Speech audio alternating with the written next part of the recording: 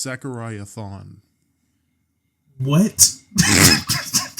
I don't know. I have Game of Thrones on my mind, so I thought of like a medieval name with Z. See, I was thinking the Flash of, I think it was like Eobard Thawne or something like that. That is true. His name is, that's the Reverse Flash, ain't it? Yeah. Jerks Barry off at super speed, that guy. I mean, his girlfriend probably. You haven't seen that clip? Well, I guess it's probably dubbed, isn't it? It's probably. I haven't seen that clip. No. You haven't seen the clip? No. Where Reverse Flash goes up to Barry and he says, "Hey Barry, you remember when you were dancing with that girl at prom and then you came in your pants? It was me. It was me. I jerked you off at super speed, Barry." I do remember that. Yeah. Dude, that's something 10,000% I would do if I had super speed and I was a villain. Say that again? Not because I'm gay. Yeah, the wife is just for show, I guess. That I'm not gay. I'm evil. All right? Yeah, okay. Evil and gay. I see. But I'm not a movie trailer guy. Are you a movie trailer guy? It depends. Some movie trailers really get me into a movie, but others are just like, don't make that a movie. See, now, I used to watch movie trailers all the time. I used to watch them for fun, right? Yeah. But now, I'll watch the teaser, and then I'll be like, all right, don't want to know anything else. I might even not do that. I like to go into movies with a extremely limited knowledge of what the movie's about. See, I understand where you're coming from here, but I also like to see the trailer along with the teaser just to see if I would even have interest in that movie. Sure, I can see that. I will say, and I think we can both agree, they do way too many trailers. Yes. You don't need 5 trailers to promote a movie. Put out the teaser, put out a trailer, that's it. It's weird because most of the trailers seem to have a lot of the same content in them. Just kind of sort of edited in a different way. Like, I have seen, what movie was this? It might have been like a Fast and Furious one. And it was just like, of their however many different trailers, I saw at least 2 or 3 that were very similar. Yeah. Like, it showed just about the same stuff. Yeah. So, I mean, I could see how you would or why you would do that, but also it just kind of doesn't make too much sense if you're showing the same information.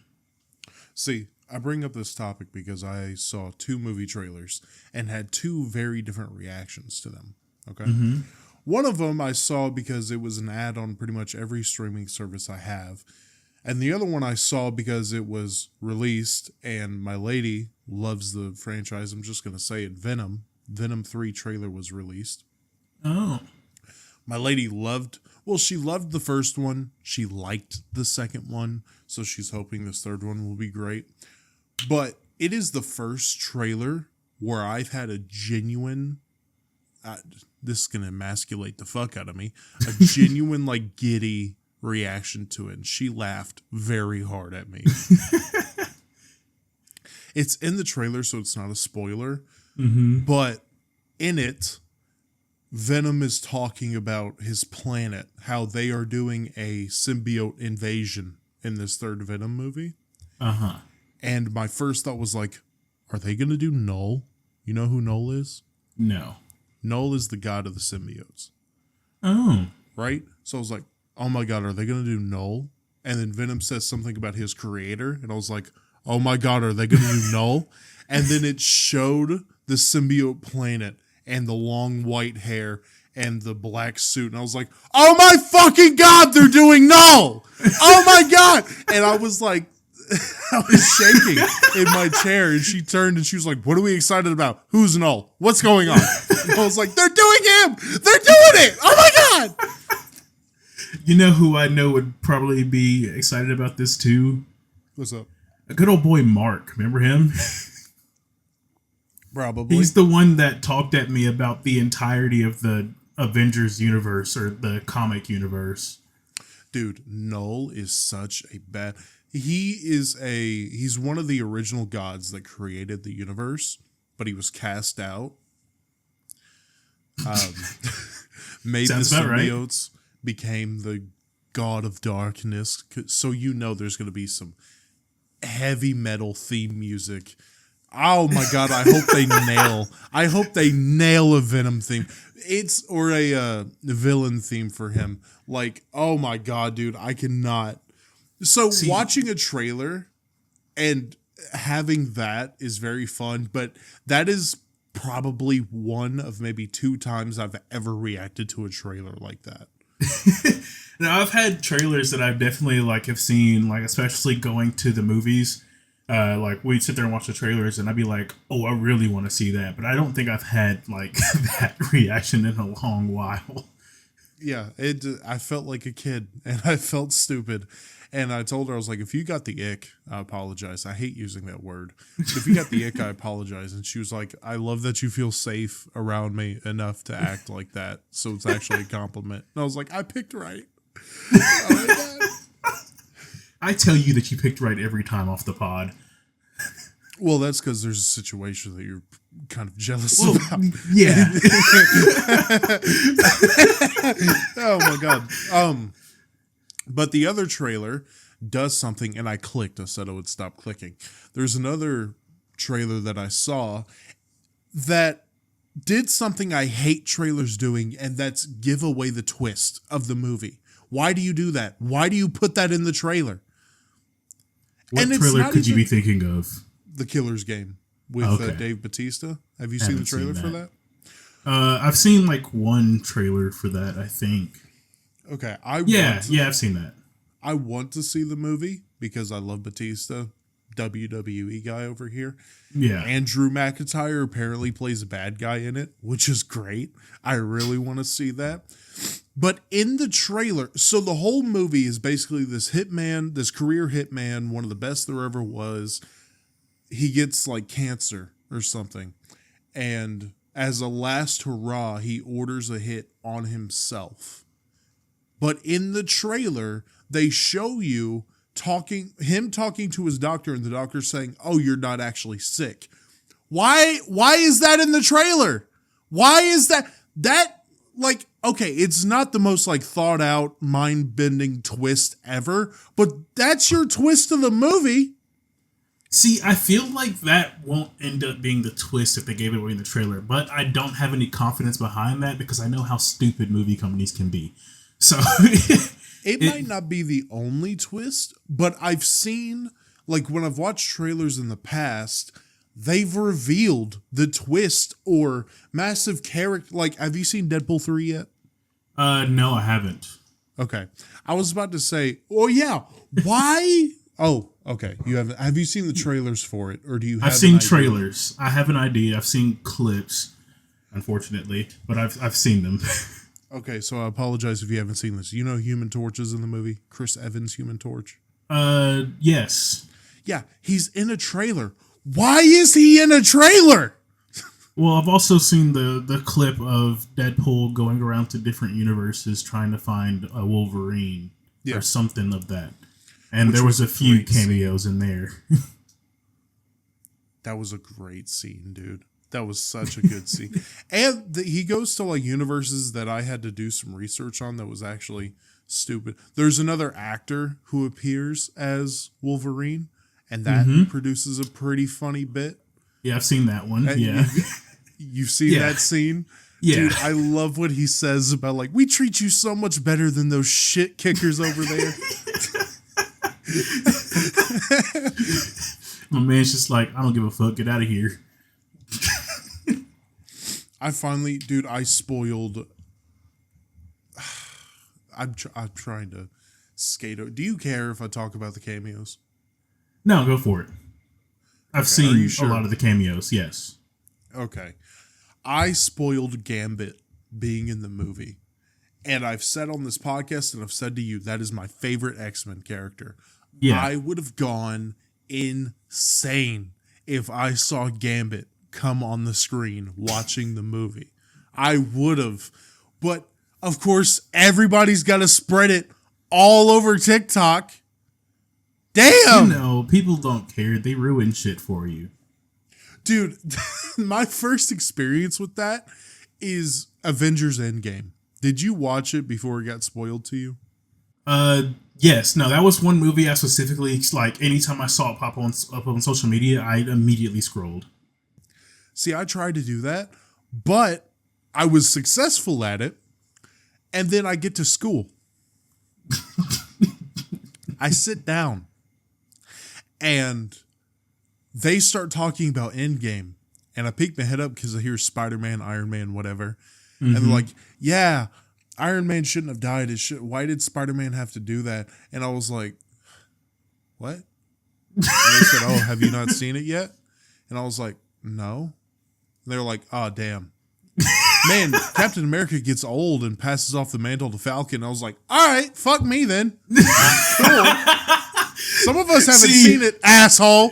See, I specifically went and saw the movie very soon after it released. Either that or, I went to a night showing the night before, actually, because my roommate worked at AMC.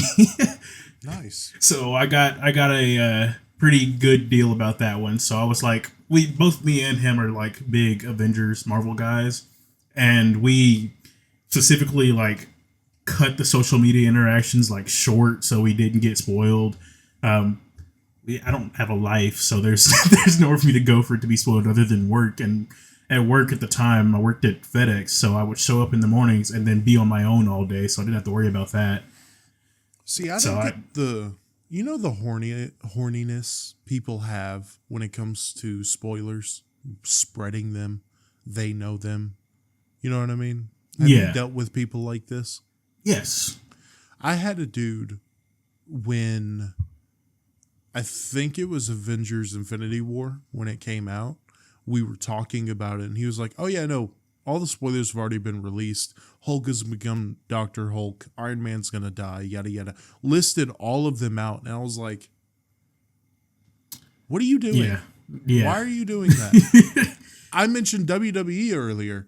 People will get the results of premium live events. It's fucking pay-per-views, but they love to mask it to make it seem better.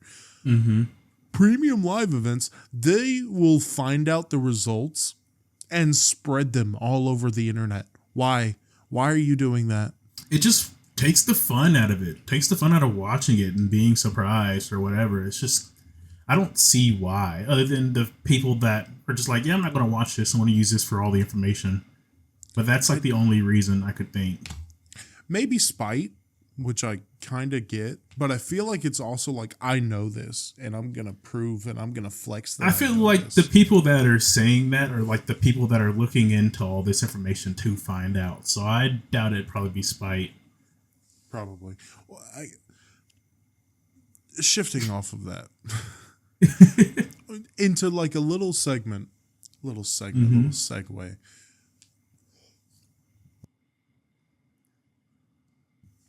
Anyways, probably should have muted that. That's a funny bit.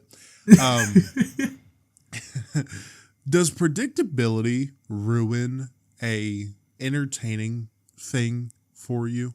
Because there's a conversation specifically around pro wrestling, specifically around the WWE, where people are like, this PLE wasn't good because everybody who I thought was going to win won. It was fairly predictable. Does that ruin it, or does it get to a point where it can ruin it? So I might have mentioned this in our movie episode before we went to video. Yeah.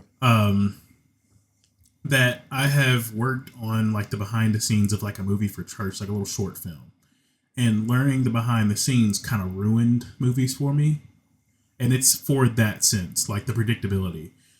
I was watching, I forget what thriller it was, but something my family had dragged me to, even because, I hate scary movies. And every time there was going to be a jump scare or something of the sort, I was always like, oh, they're literally setting up for this right here. And it's going to happen now. And it did. And that sort of saved me from that movie. But any other movie, when I get into that headspace, I'm just like, oh no, don't do it. Okay, I Yeah. called it. So it does kind of ruin the experience for me in a way, but it depends on how I'm watching the movie. Like I went to go see Into the Spider Verse. Into the Spideyverse. Yeah.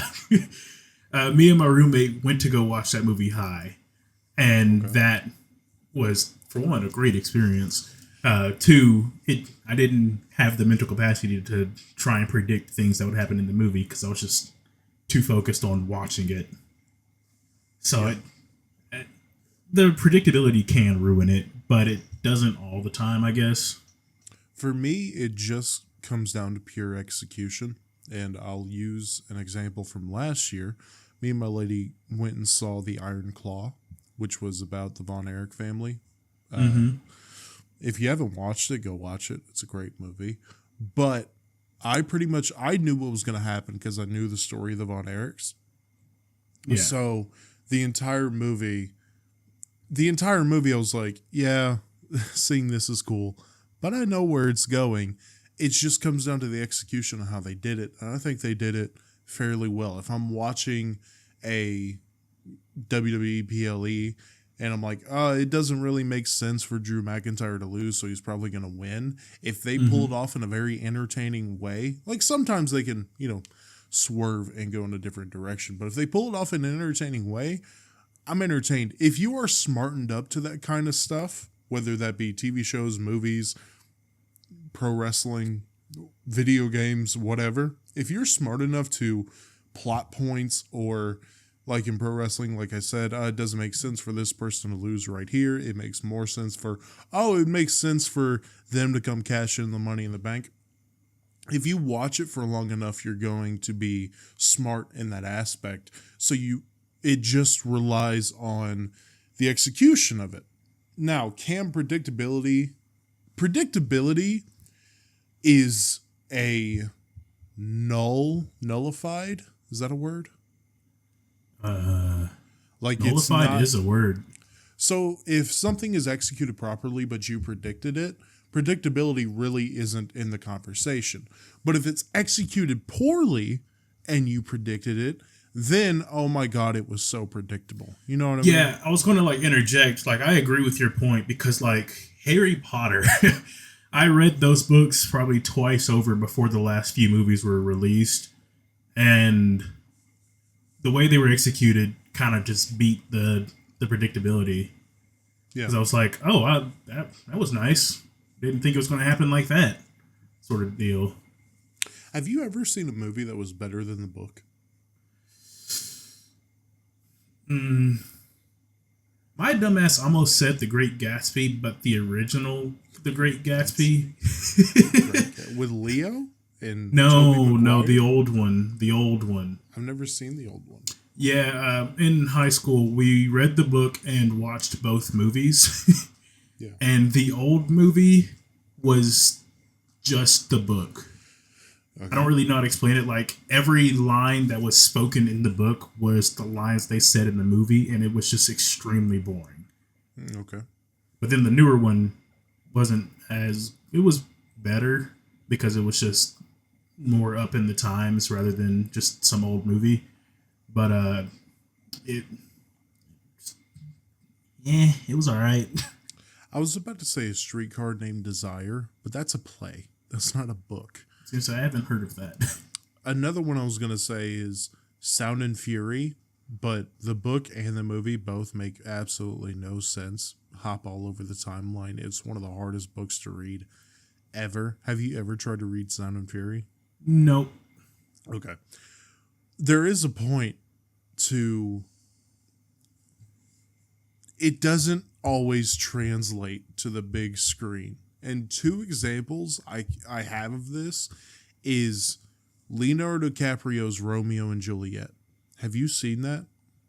No.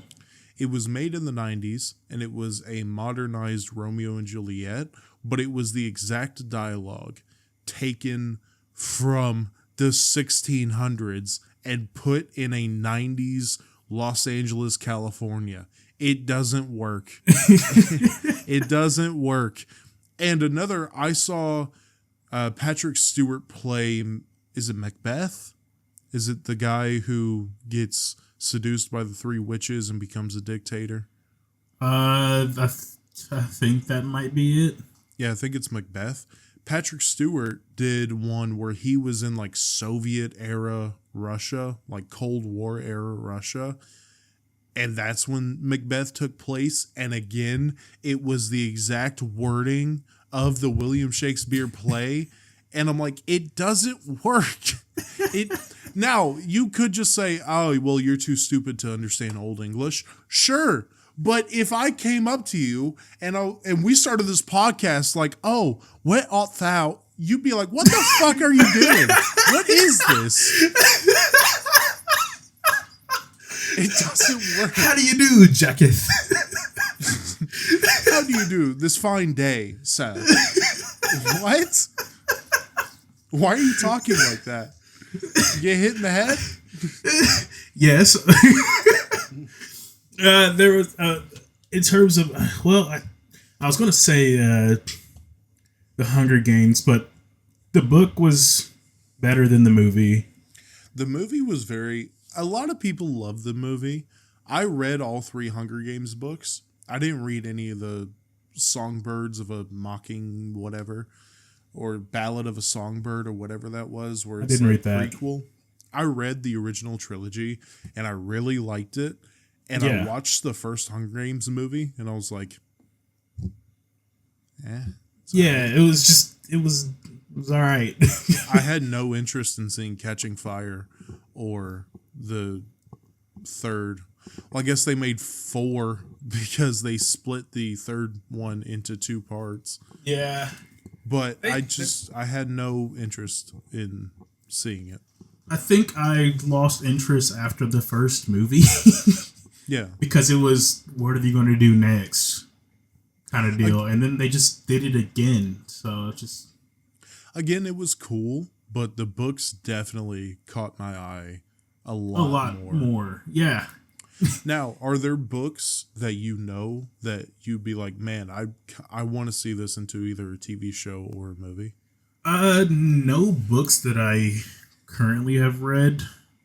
The first thing that comes into mind would be like Warriors, which is a book about cats. It's like a preteen style book. Okay. I guess. And I'm thinking, like, what if that was into a movie? And then I just think of the movie Cats and how bad that is. The new one. How disgusting those costumes are. Yeah. And I'm just like, maybe I don't want to see that into a movie. But I don't... Any book that I have read, at least that I really liked, have already been movies. Mostly bad ones. I have 2 that I can think of. Well, I have 3, but one of them is Hatchet. Have you ever read Hatchet? Dude is on a plane, crashes into a lake on an island. It's a great book. For some reason, the author tried to make a second one where he became a celebrity when he survived and he was tired of it, so he went back. I think I've heard of that. Yeah. It got weird. It gave the vibe of the publisher being like, man, this book was successful. Let's write another one. It's like, can we not have that attitude when it comes to books? It ruins so many movies. Can we stop that? Most good books that are series were already planned to be series. Probably. But because they leave you with cliffhangers and then they pick up pretty well. But another one is the Kane Chronicles. Have you read the Kane Chronicles? I've heard of the Kane Chronicles. I haven't read them. Yeah. The issue they would run into is it would be very, very hard to escape Percy Jackson comparisons because it's not basically, but it's pretty similar to the Percy Jackson series. It just takes place with Egyptian mythology rather than Greek mythology. Well, now all they need is Norse mythology, and we've got the mythology trinity. They probably have it. But I don't doubt it. One that I would love to see into a TV show is the 39 Clues. Did you read the 39 Clues? Yes. A long time ago. Yeah, I read them in. I read. There are so many books. I'm Yeah. going to look up right now how many books there are, but I know for a fact I read every single one of them. I've probably read 2 or 3 of the 39 Clues books, but then I moved on to Warriors. So, and then I read a lot of those. But the 39 Clues as a TV show would be fire if they did it right. There is 11 books in the 39 Clues. I've actually read more than 2 or 3. I think I've read like 4 or 5. I've read every single one. I do not think I read them in order. I think I read the first one in high school, but I read the first couple in like 7th grade. But for those of you who don't know, the 39 Clues is a series where the head of this family passes away. And he sends the rest of the family that's divided into 3 or 4 different sectors, I guess, like sections of it's a massive family with a massive history, and they are all going all over the world to find this treasure that the patriarch of the family has left them. And it follows 2 siblings and their babysitter. And of course, me being a 7th grader, I pictured their babysitter as someone I had a crush on, which is wild. You get a crush on someone you don't really get a good description of outside of maybe once in the first book. And I'm like, oh, that's what she looks like. My God, she's hot. I'm good. I'm good at this. I'm looking at their books, and I know I've read The Maze of Bones. I've read The Sword Thief, Beyond the Grave, and I think Viper's Nest. It's a really good book series. Yeah, and they pumped them out in 3 years. All 11 books. Really? 2008 to 2011 when the last one came out. To be fair, there was like 4 or 5 different authors. It wasn't just one author. Yeah, it's like Warriors, which still has books coming out, but they're what's the word for like their pseudonym, I guess, is Aaron Hunter, but it's a lot of different authors. That's scary, and we're not going to mention why that name's scary. Okay. I'll tell you after the podcast if you don't pick up on it. All right. But what's cool about that is the authors made themselves canon in the 39 Clues. Do you remember? I've heard of that happening, but I do not remember that. At the beginning of, I think, the last book, it started off with a chapter, the prologue, where it was like a rooftop with every author that had wrote a book in the series, all like talking with each other, and they all represent one of the branches of the family, and yada, yada, yada. And I was like, that's sick. That's actually kind of fire. Cool. But I believe like Rick Riordan wrote a couple of the books, and he's the guy behind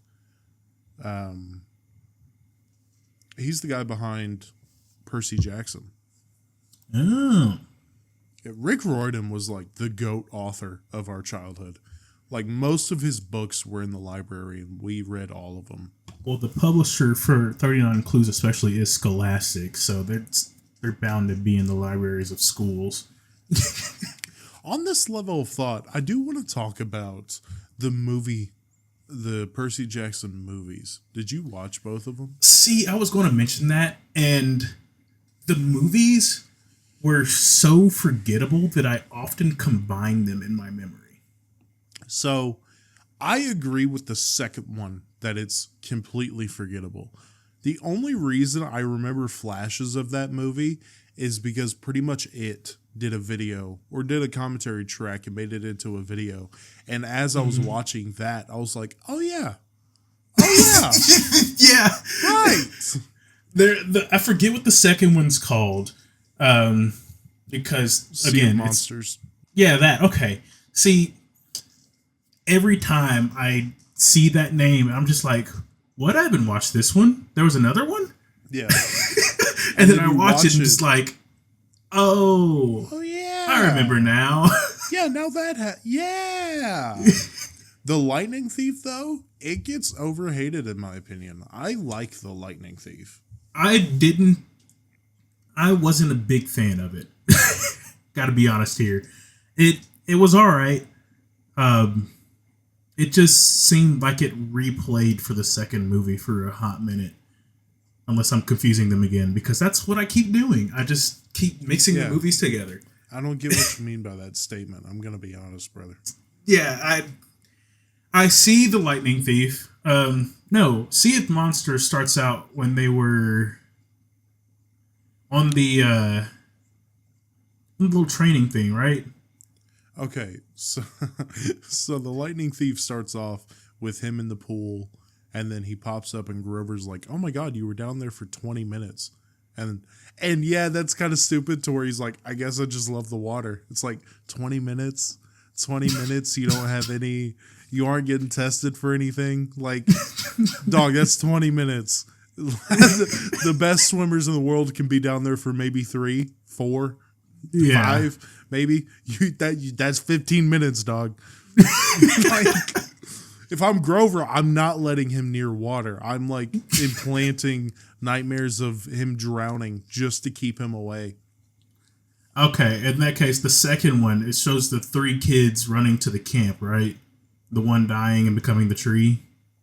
Yes.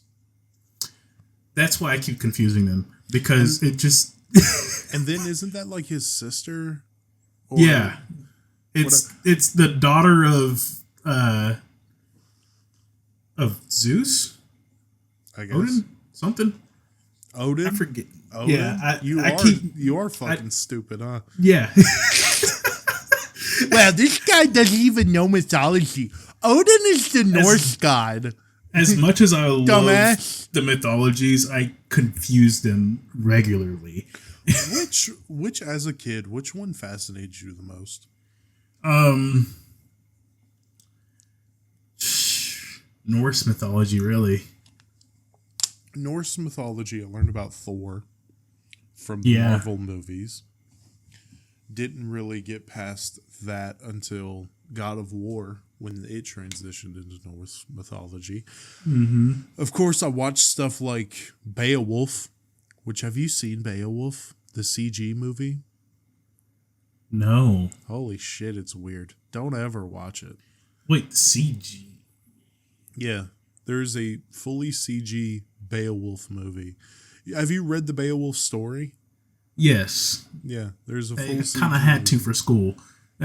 Yeah, there's a scene where he's chasing after the monster in the whatever they called the mess hall or whatever, and he is ass naked, jumping from chandelier to chandelier, screaming as the thing is running in fear. And I'm like, why are we watching this? What is going on? I have not seen that movie. It's insane. But as a kid, I learned about Roman mythology, and I was like, this is pretty sick. And then I learned about Greek, and I was like, yeah. Rome openly admitted to it. They stole, dude, they are the whitest of white. They are the white, because not only did they steal an entire culture, they stole white people's culture. They stole a religion, by the way. They stole the religion, the art, the history. I'm fucking shocked they didn't steal the food and language. Well, thank God, because Italian food is so much better than Greek food. I love a good gyro, but let's be honest. There's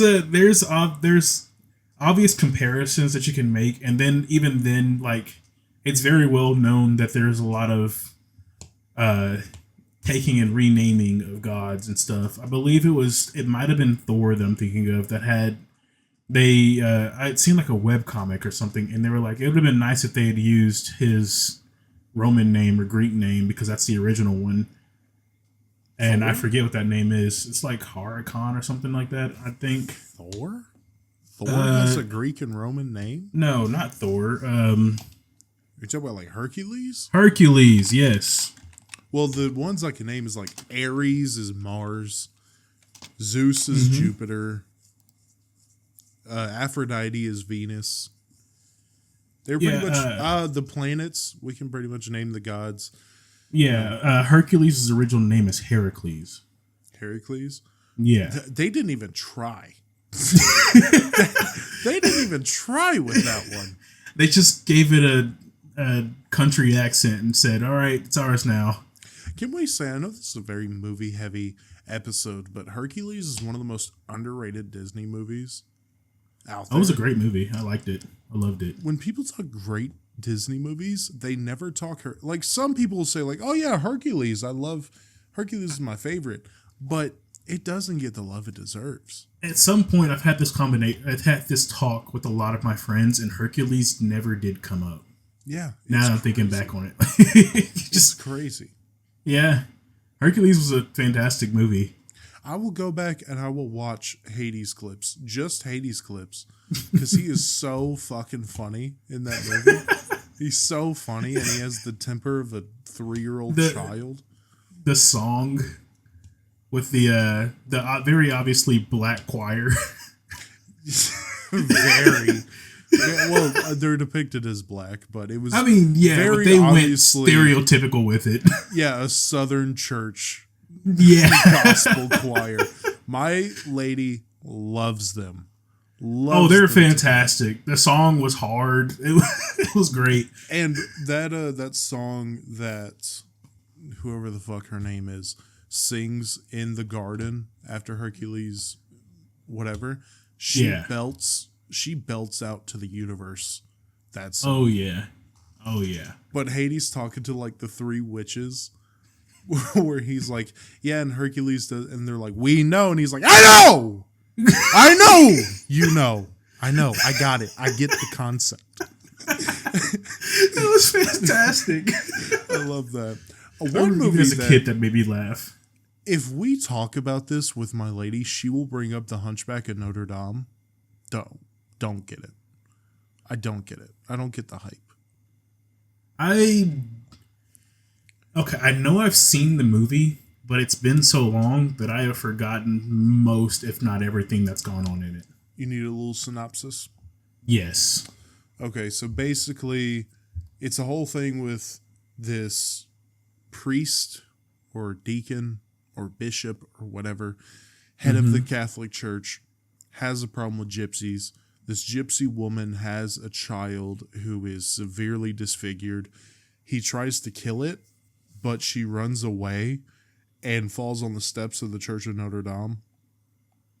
And there's a guy, he tries to like kill it right there, but there's a guy saying, oh, you can't hide from the eyes of Notre Dame. And like the gargoyles and the paintings and everything are looking at him.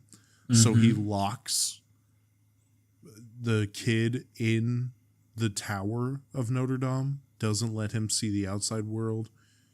And then chick named Esmeralda, who's a gypsy woman, comes up and goes on a little adventure and yada, yada, yada.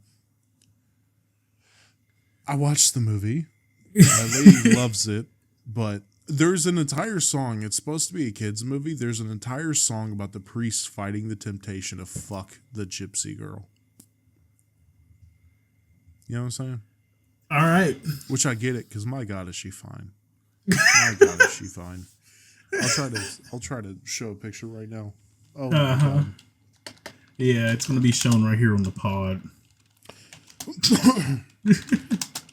I will say though, she gets with like this big muscular like knight guy, and I'm like, damn. Oh, I see. Oh, you see her? Yeah. Oh yeah. Hell yeah. Dude, I'm married. I'm loyal, so I don't take this too seriously. But I do kind of find it funny when like I'm watching the old X-Men cartoon and Rogue looks at a bigger guy and says, "I'll come like piss off, fat boy," or something like that. I'm like, oh, so you're saying I don't have a chance? Gotta love when you get turned down parasocially. Turned down by a cartoon character when I'm married. I'm legitimately sad. Hey, at least we know Mrs. Incredible has a type, though she is also married, so never mind. That's fuck. You know what's crazy? Did you watch Good Luck Charlie growing up? Yeah. You know Bob Duncan? Tell me he wouldn't go crazy as a live action Mr. Incredible. He would. Yeah. Yeah, you can picture it right now. He looks just like him. Someone pointed that out in a comment, and I was like, holy shit. Dude, that should totally happen. That should totally happen. But they're then again, already it took them 10 remaking years. everything live action. It took them 10 years to make a second movie. I don't think they're going to make a live action one anytime soon. 10 years to make a second movie and only a handful to make a third. That's fucked up. Yeah. The second one was good, by the way. Have you seen it wasn't bad. One? Yeah, I've seen it. I don't like. It was weird. I guess it really wasn't. I don't know where I'm going.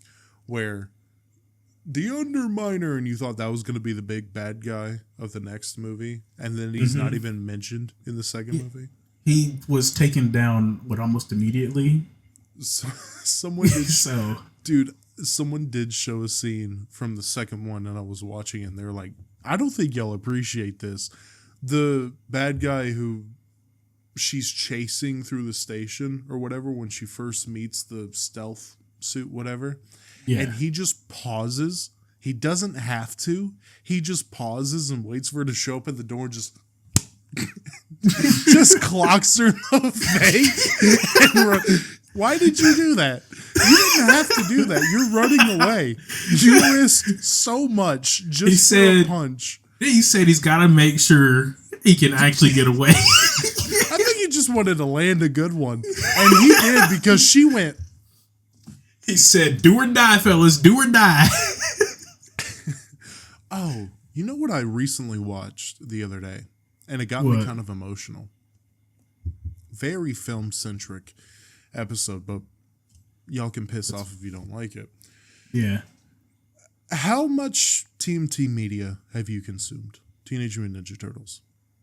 Not much. I don't think I did watch the latest movie, and I've heard of the Last Ronin coming. The latest one, the animated one? Yeah. How was that? I didn't see it. I didn't like it. No? It was produced by Seth Rogen, and that's why I didn't see it. It was too... It tried too hard to resonate with the youth, I guess is the best way I can put it. Okay. It seems like an old person made that movie and used all of the slang they could think of that they heard in the last 2 years and made the turtles say it. And it was just kind of, all right, bro, kind of thing. It was interesting, and it caught my eye because it was doing the same animation style as the Spider-Verse movies. Mm-hmm. And I think that the Teenage Mutant Ninja Turtles in that style would work very well. It would. It did. It's just the voice acting just put me off. Yeah, I saw it produced by Seth Rogen, and I was like, I don't like a lot of Seth Rogen movies. They did a good thing. I will say they did a good thing by having like all of the kids like record together so they could just bounce off of each other, because a lot of it was like off script. Yeah, like a lot of their banter and stuff. But the way they went way too fast into the brain rot kind of thing, just kind of, it was a little much. Don't tell me there was any skibbity in the fucking movie. There wasn't, but they were getting real fucking close. I thought you were about to say there was. I was about to stand up and be like, what? Huh? They were getting really close, and it was just like, they better not. Like, that's what I was thinking. Do you have one of the Teenage Mutant Ninja Turtles shows that you enjoyed? That you'd say, like, yeah, I'd go back and watch it? The original. Or not like the... let's see. It was in my childhood. The original or the original for us? Because the original for us was made in 2003. Yeah, I think the original for us. The one shown on Cartoon Network when we were kids. Cartoon Network, Disney Channel. That's not even the original. That's like 2012. That's a good show. Don't get me wrong. I'm thinking about the one that was on Jukebox or Jumble-X. I don't think I watched that one. Is it this one? Oh, no. It's not the 3D one that was 2012. Yeah, the one I'm thinking about was on the same network as like Sonic X and the Pac-Man show. That I know what you're talking. Wasn't that the 1987 one? no, 2003. Look up Teenage Mutant Ninja Turtles 2003. I think that's the show. 2003. Yeah, Yeah. yeah, that Yeah, show that's the was one. Fire. Show was fire. Yeah, I guess I could nail that one down. I thought that was on Disney Channel. But I'm thinking, or the reason I bring this up, one of my favorite movies as a kid was Teenage Mutant Ninja Turtles from 2008, where Shredder was dead and Leo had to come back and Raphael was the Night Watcher and they had to fight these stone generals. Do you know what movie I'm talking about? I think so, but I don't think I watched. That's not that one, is it? The movie you said, right? Yeah, it was like a full ZG movie.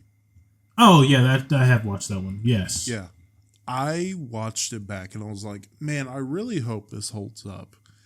And watching back on it now, there are problems with it I didn't see as a kid, obviously, but it's still so fun to watch.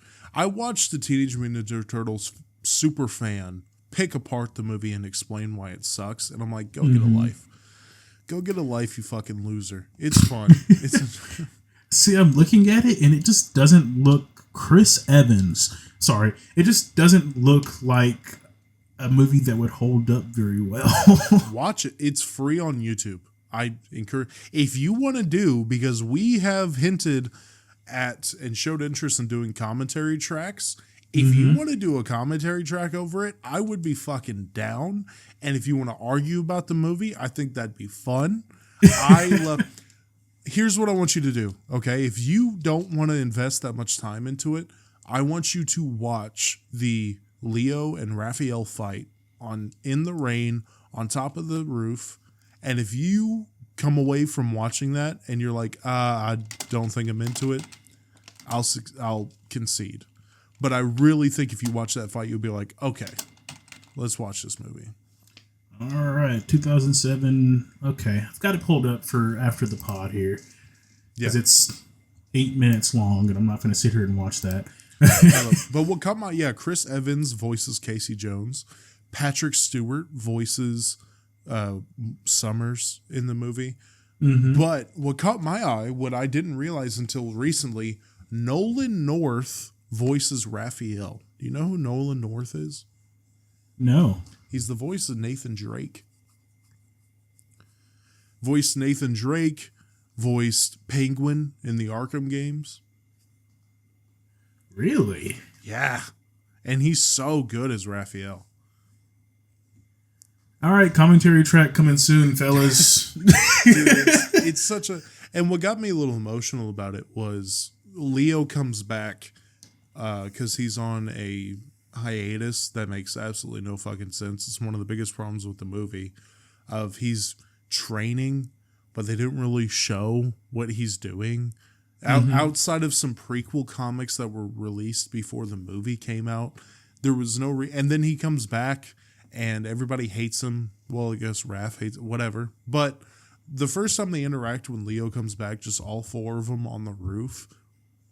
I'm going to get a little deep here, and I apologize because it makes people uncomfortable sometimes, but it made me miss my brothers. Like, the biggest, most consistent group of people I had around me was my brothers. My friend group was always changing. I went through 2 divorces, and I didn't, well, as a kid, I went through 2 divorces. Yeah. So the thing that really stayed the same throughout my life was my brothers, and we loved Teenage Mutant Ninja Turtles. Loved. I remember you said y'all would have a character each. Yeah, we did that for everything. Every Power Rangers, 3 Ninjas. Did you watch 3 Ninjas when you were a kid? No. Colt, Rocky, and Tom Tom? Or Tum Tum? I didn't watch that, no. Yeah, I was Colt. Rocky, obviously. I was Colt because he was the oldest. But for like Power Rangers and Teenage Mutant Ninja Turtles, we did it based off of color. My brother's favorite color was red, so he was Raph. Orange, Mikey. And then my other brother was left with Donatello, but he didn't like the color purple. And he was a fucking dumbass. So we always called him the dorky one who wasn't as smart as his character. And he'd be like, "Shut up! Yes, I am!" It just sounds like it could be like another version of Donatello where he was like book smart but not street smart. Or vice versa, I guess. What do you think? Did you watch the live action Michael Bay Teenage Mutant Ninja Turtles? I think, when did it come out? First one came out in like 2015. One of the Teenage Mutant Ninja Turtles ones I watched in a drive-in, and I believe it might have been that one. Yes, yeah. It was that one. I didn't watch the second one, but the first one I enjoyed my first watch through. Balls. There's a second one? Yeah. Did I miss that entirely? There's a second one where Bebop and Rocksteady come in. 2023. Oh, wait, no. That's a Reddit post. Not 2023. The second Michael Bay one was like 2018. Yeah, the first one was 2014, so yeah. Here we are. I didn't watch the second one. I watched the first part of the second one, and then I was like, I got better things to do. Yeah, I don't think I've watched. Out of the Shadows does not strike a chord with me at all. I couldn't get over the 6 foot, the disgusting design. Like, I liked the costume kind of the turtles, but the fact they were 6 foot tall and looked so fucking gross, I couldn't get over. Yeah, see, when I looked up the Michael Bay one, the first thing I saw was a close-up picture of Mikey. Without his mask? No, it's with the mask, but his face looks weirdly ripply, I guess. Oh, and also, in the second one, Stephen Amell played Casey Jones. You know who that is? No. The guy who played Green Arrow in the Arrow show. Looks like him, yeah. Yeah. When I saw that, I was like, all right, I might watch it, because I was watching Arrow at the time. But like I said, I watched the first scene, and I was like, I'm cool. Yeah. Like I said, as a kid, when I watched the movie, I was like, yeah, that's cool. That's cool. Now, I go back and watch it, and I'm like, why? God, I hate myself. Why did I like this? Yeah. But coming up close on the hour, I want to shift into... It's very movie-centric already, so we just talked about old ones. New ones. Have you seen the Minecraft trailer? Yeah. What'd you think? I saw the sheep and I turned it off. I saw the meth head sheep. Because it looked like a sheep that had been snorting some shit.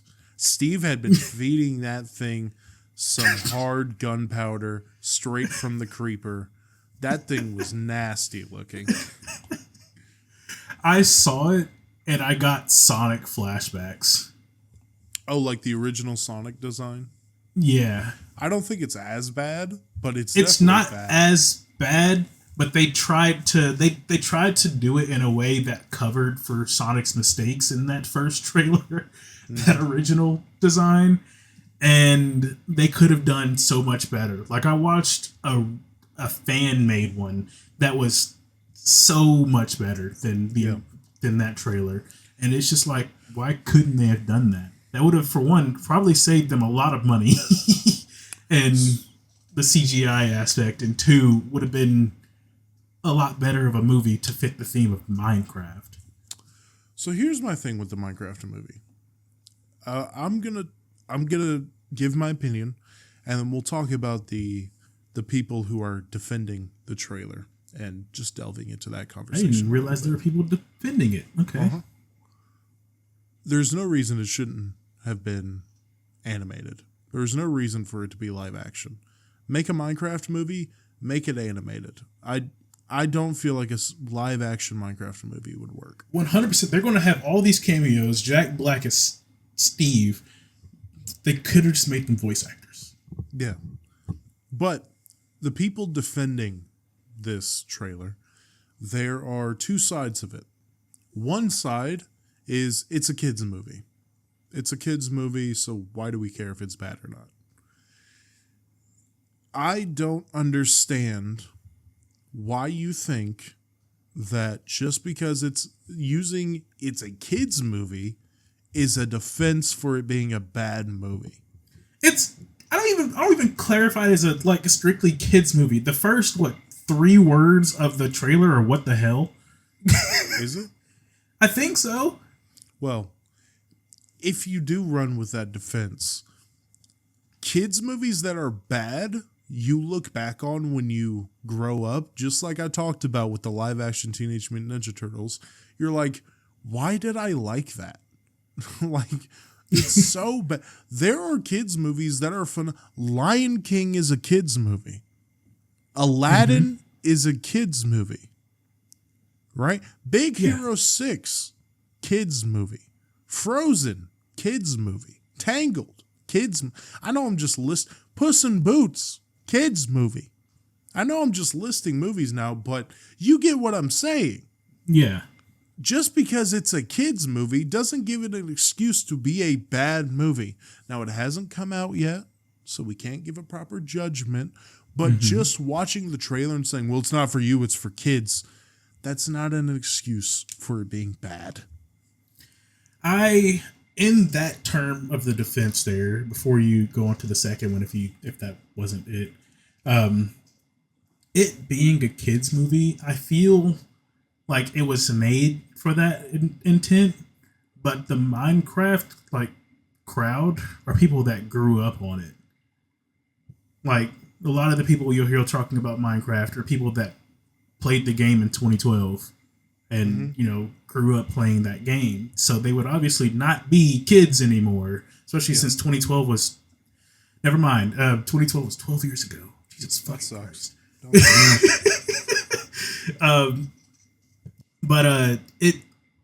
I feel like it should cater towards the early 20s crowd, the late teens, because that's who grew up. Also there's a lot of Minecraft YouTubers now still that tend to make videos for the younger crowd, so I could see why they would want it to be a kids movie. And then touch it. Fucking perverts. I was going to skip over that. Hey, it's a thing in the Minecraft community, brother. Unfortunately, I don't do that. I don't play the game too often. Okay, thank God I don't do that. Don't know why you had to clarify that you don't touch children, Z. Because we're on YouTube and we're making a video and we're talking about Minecraft. Those are 3 things that the kid touching community does.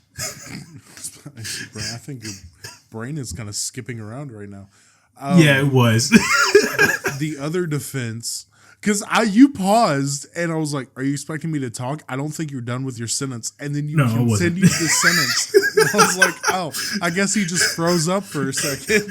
I got caught up because I was like, "Man, how am I going to justify this?" So I was thinking and talking at the same time. But the other defense is, it's supposed to be goofy. When Jack Black comes in and he says, "I am Steve," it's like, yeah, obviously it's supposed to be goofy. But still, just because it's supposed to be goofy is not an excuse for it being bad. You can have a goofy movie that is a good movie. Thor: Love and Thunder. It was a goofy movie, but it wasn't a bad movie. Oh, you like Lord? It wasn't the greatest, but it wasn't bad. I almost said Lord Tove and Thunder, and I was like, Lord Tove and Thunder, yeah. But it was a goofy movie, but it wasn't a horrible movie. It was all right. It was a fun watch. It wasn't the greatest movie. It was on par with what Marvel was doing in that series of movies, or not series, but era of movies, I guess. I will say, I'm not going to go see the Minecraft movie. There's nothing about the trailer or any. Me and you, as soon as we heard the announcement, both of us were like, "Why? Why are they doing that?" Yeah, you're right. But now that they are, I kind of want to see it to put my own judgment on it, like whether it was a good or a bad movie. Well, I kind of wanted to see it to see how they fail, really, more so, because there's no point for that to be a movie. I'll just wait till it comes out on whatever streaming service. I'm not. Like I talked about earlier, Killer's Game, I want to watch. Venom 3 is coming out soon. I'd rather watch that. It's the first I'm hearing of it, or when you mentioned it earlier, was the first I've heard of Venom 3 coming out. I saw. No, I've seen teasers. Was there more than one teaser? I remember seeing one thing. Maybe, but that universe is so jumbled. I just hope that they could keep it keep it fine. They're introducing a lot of characters because, for one, they did get rid of a few, but they're trying to. It seems like they're trying to tie in more with the comic universe, especially since they've already added the multiverse with the Miles Morales movies, especially. Yeah, that's what makes it weird, because Across the Spider-Verse made the Venom universe canon in that Spider-Verse multiverse, right? Mm-hmm. And then also Venom is canon to the MCU because there was a post-credit scene in the Spider-Man movies where Venom comes over. But also you have also Morbius and Madam Web in the Sony universe, but that universe really isn't connected with the Spider-Man. It hasn't been connected yet. I bet it would be at some point. It's dipping its toes into, and also Across the Spider-Verse made themselves canon in the MCU, but they're not really talking about. I just hope that Venom 3, because it looks like Venom 3 is just going to deal with Tom Hardy and Venom, or I guess Eddie Brock and Venom, maybe having to part ways. They're going to deal with a symbiote invasion, which should be fun. Noel's coming. Maybe they're planning a bunch of different cameos and yada, yada, yada. I have hope for it. I just think I'm going to go into a little bit of a explanation, at least it's what I think it'll be. I think they're tying all of these universes in, for one, like I said, to be closer to the comic universe, because in like the Miles Morales movies, they had, especially when Miles had gone to the Spider-Man planet, I forget what it was called, they had shown the original Spider-Man trilogy, Peter, as well as the others, I think. Andrew Garfield and Tobey Maguire. Yeah. And then in the Tom Holland movies, they had brought both of them in, especially. Mm-hmm. So they're planning connections, and something's going to happen. I couldn't tell you what it is. If it's going to be my guess, I'm pretty sure Nemesis might show up at some point. Also, there was kind of a little bit of a teaser in Across the Spider-Verse where Donald Glover was Prowler, and he was teased as being the Prowler in Spider-Man Homecoming. But they could also hang their hat on Donald Glover would just be a good Prowler, and he could be from any universe. Sure, Yeah. But I mean, he's there. We are past an hour, Z. Yes, we are. I hope you all enjoyed the talk. I know it was pretty film-centric. I kind of planned on opening this up as talking about movie trailers, and I guess that just carried throughout the podcast. We like movies. We do enjoy movies, and I got really hyped up and really kiddish, as you heard me say. Follow the podcast on all platforms. I always say Twitter, but we never post on Twitter. Instagram, which is kind of sort of popping off from what Z tells me. Yes, Instagram is doing fine. Instagram, TikTok, subscribe to the YouTube channel. Follow on Spotify, Audible, Amazon Music, iTunes, wherever it is. Not only follow the show, but rate the show. Rate it 5 stars. Give us a little review, even if it's not necessarily a positive review. Just give us a little review. Z, what's an example of a review they could give us? A good example of a 5-star review is these guys seem to watch a lot of movies and they really like talking about them. I'd rate them 5 stars. They're Jackie and Z over at Red Light Homies. Yeah, that or just say solid yap session. And then I'm going to be like, you listen to a podcast, you fucking idiot. But share the show around, whether that's clicking the crooked arrow and sharing it on whatever platform you have, or word of mouth. Word of mouth is very, very, very important. If your buddy comes up to you and he's like, hey, I want to get hyped about some movies. I want to hear about some books that should get turned into movies. And I want to hear that in a podcast format. Z, what do they tell them? I tell them, well, if you like hearing about movies, you should really go check out Jackie and Z over at Red Light Homies. You can catch them on just about whatever social media platform you have. Absolutely. And this was the homies Jackie and Z. That's me. And we'll see y'all next Monday. Peace out.